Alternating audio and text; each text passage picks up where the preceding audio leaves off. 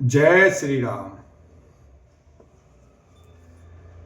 यहाँ कुमड़ बतिया को नाही, जय तर्जनी देख मर जाई।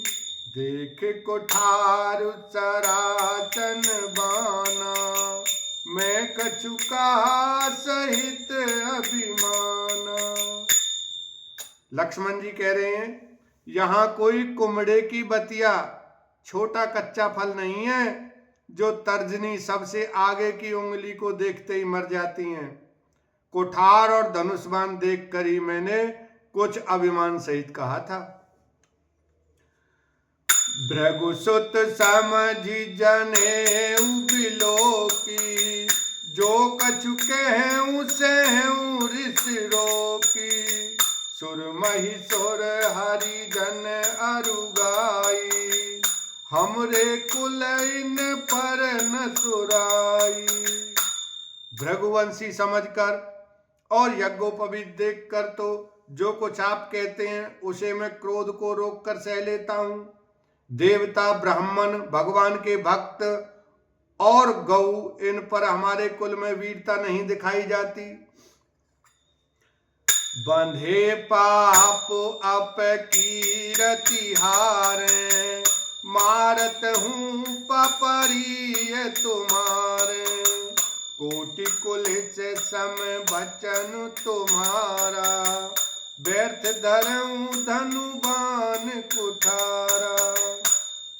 क्योंकि इन्हें मारने से पाप लगता है और इनसे हार जाने पर अपकीर्ति होती है, इसलिए आप मारें तो भी आपके पैर ही पड़ना चाहिए। आपका एक एक वचन ही करोड़ों वज्रों के समान है। धनुष बाण और कुठार तो आप व्यर्थ ही धारण करते हैं। जो बिलो की अनुचित कहूं, क्षमऊ महामुनि धीर।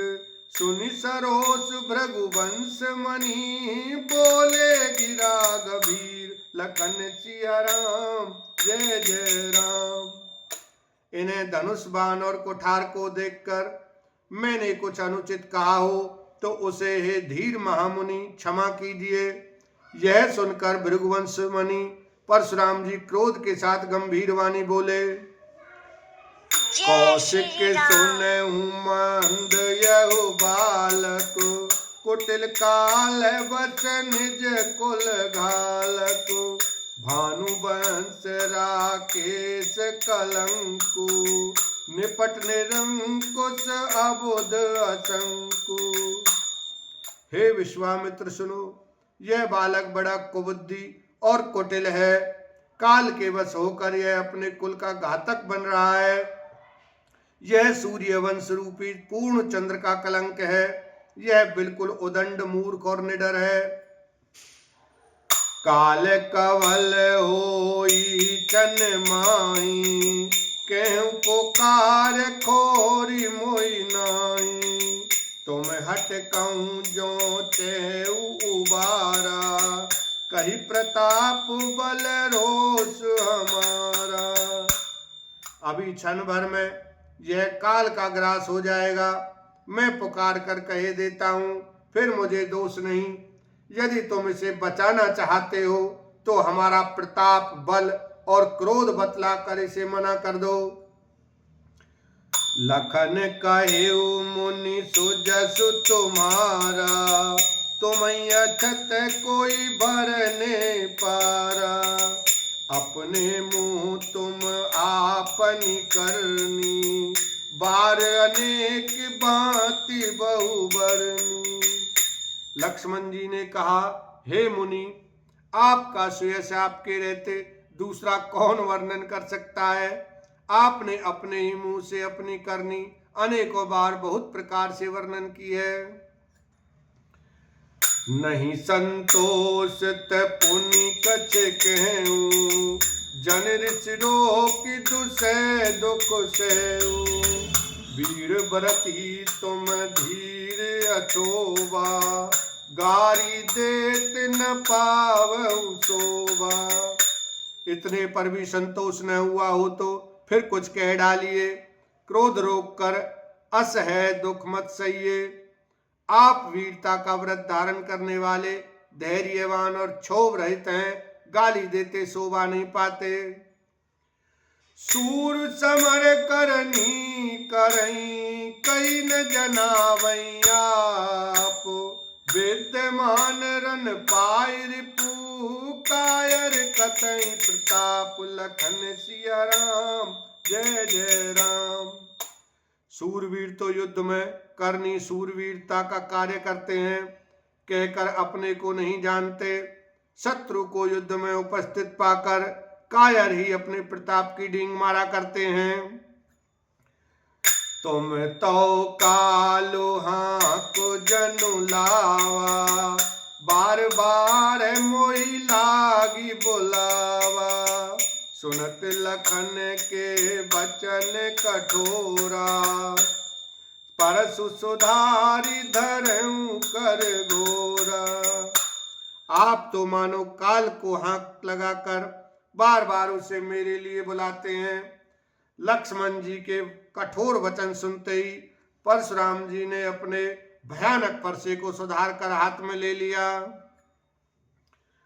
अब जन दे दोष मोई लोगु, कटुवादी बालक बद जोगु, बाल बिलो की बहुत में बाचा, अब यऊ मर निहार भाचा। और बोले अब लोग मुझे दोष न दें, यह कड़वा बोलने वाला बालक मारे जाने के ही योग्य है। इसे बालक देखकर मैंने बहुत बचाया, पर अब यह सचमुच मरने को ही आ गया है। कौशिक कहा क्षमिय अपराधो, बाल दोष गुण गनई न साधु, खर कुठार में अकरुण को ही, आगे अपराधी गुरुद्रोही। विश्वामित्र जी ने कहा अपराध क्षमा कीजिए, बालकों के दोष और गुणों को साधु लोग नहीं गिनते। परशुराम जी बोले तीखी धार का कुठार, मैं दया रहित और क्रोधी, और यह गुरुद्रोही और अपराधी मेरे सामने। उतर देते छोड़ूं बिन मारे, केवल कौशिक सील तुम्हारे, न ते काटी कुठार कठोरे, गोरही उरनी होते श्रम थोरे। उत्तर दे रहा है इतने पर भी मैं इसे बिना मारे छोड़ रहा हूं। सो हे विश्वामित्र, केवल तुम्हारे शील प्रेम से, नहीं तो इसे इस कठोर कुठार से काटकर थोड़े ही परिश्रम से गुरु से उरण हो जाता। गाद सुन के हृदय हसी, मुनि हरिहर सूज, आय मैं खांड न ऊक में, अजब न बूझ अबूझ, लखन सिया राम जय जय राम। विश्वामित्र ने हृदय में हंसकर कहा मुनि को हरा ही हरा सूझ रहा है, अर्थात सर्वत्र विजयी होने के कारण ये श्री राम लक्ष्मण को भी साधारण क्षत्रिय ही समझ रहे हैं, किंतु यह लोहमयी केवल फौलाद की बनी हुई खांडा खड़ग है, ऊख की रस की खांड नहीं है जो मुंह में लेते ही गल जाए। खेद है मुनि अब भी बेसमझ बने हुए हैं, इनके प्रभाव को नहीं समझ रहे हैं। बोलो सियावर रामचंद्र की जय, उमापति महादेव की जय।